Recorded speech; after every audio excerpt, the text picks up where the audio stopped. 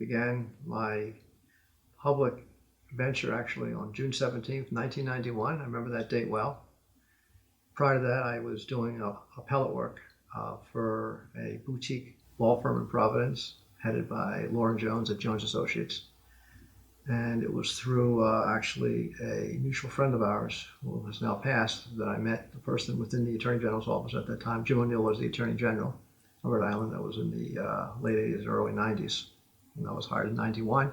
So I did that basically vast majority of my career from 91 through 2018. And then I was nominated by President Trump to be the United States Attorney for Rhode Island. And one thing that the Attorney General's office does very, very well is they have a very large victim, we call it a victim witness unit, and staffed by people who are very engaged and very sensitive and attendant to all the issues that surround individuals who have been victimized by crime. And they do everything that they can, whether it's getting some funds to those people or helping pay for funerals or just being with them throughout the trial. And that's enormously hard work. And the people that do that are to be commended. Sometimes the most gratifying part of the job that we did was seeing a successful prosecution through to the end.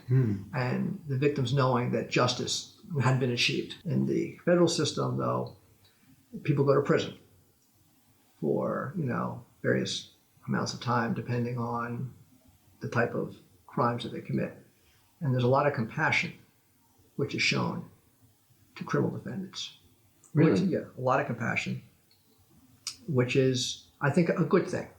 And now here, you're at, and I'm going to use my cheat sheet, try not to look, Pannone Lopes Devereaux and O'Gara. You're good. I got it. So I got my cheat sheet here. In the business and a partnership world, there's sort of sometimes there's an optimism that goes into a business. You don't foresee ahead that maybe we're going to have a falling out in this relationship. And by the way, it could be, the firm does a lot of work with, as I mentioned, trust and estates too. It could be not putting things down in paper. You think everything's going to work out. And if you could have just written down at the very beginning, I guess is what they tell couples who are getting married maybe, write it down, right? Put down, everything looks like it's going to be great. But you never know. You'd be surprised. Exactly right. You take a look at a case, you look at it, it's like, what a blank show. You're like, oh my gosh. You're like, if they could have written down just 2 lines, $50,000 of litigation later could have been avoided. I always like to say, and I saw this on the criminal side a lot of disputes.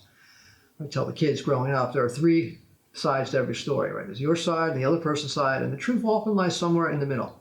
I think if you could put your ego aside and try to get along with people, practice the golden rule, maybe put yourself in the position of the other person. Very often we look at somebody and we're quick to judge them.